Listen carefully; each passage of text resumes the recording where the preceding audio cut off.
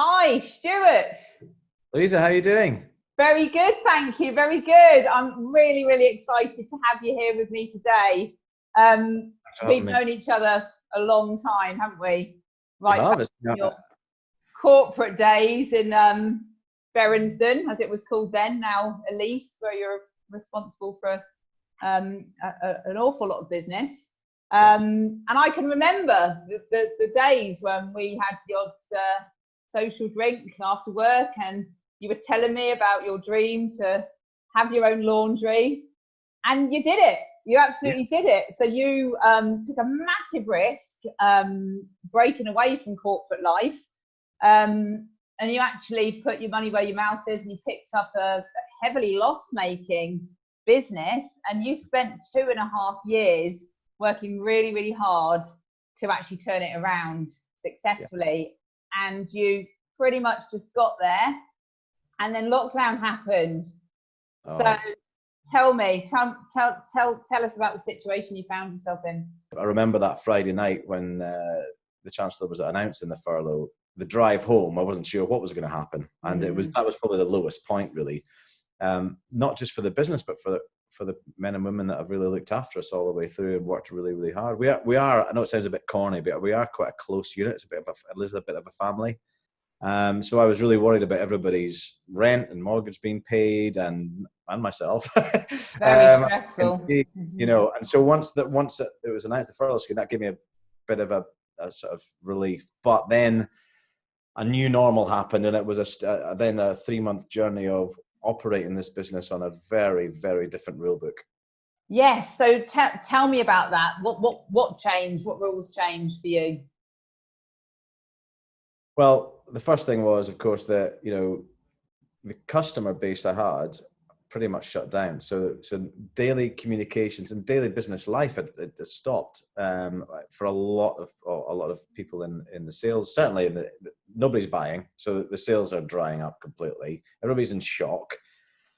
Payments have stopped coming in because some of the hotel groups had furloughed everybody, so including the finance manager, so you couldn't get payments in, so the invoice value just dropped. So I had to find different ways of communicating with customers and with staff. Very difficult, I can imagine, because it's very difficult to get hold of the key people that you needed to speak to, I'd imagine, with everything kind of closed down, because you'd be used to kind of going to the hotel or the restaurant and speaking to them from there. So how did you go about that? Well, it was a very strange set of events, really. We still had a few customers, like I said, that were still trading. And myself and my two partners, we were delivering. We were out in vehicles, getting back to basics and actually delivering laundry services to customers, handballing it off, transit. Yeah, and so I was getting to know my customers in a completely different way. So they might have seen me, suited and booted with signing the contract, or then doing an account review or whatever. But to actually be handing them the laundry, and similarly, a lot of the key people in the hotels that were alive and working, they were also doing some manual jobs. They were one customer in particular was stripping the beds and taking the laundry back on, and she was doing the housekeeping job. And what sort of hat was she wearing previously? Hotel owner. So hotel owner with, I would say, probably circa 10 staff. So these are different times, different conversations, and it brought us closer together. I mean, I can count on both hands the customers that were doing those kind of back to basics jobs just to keep survival. Yeah.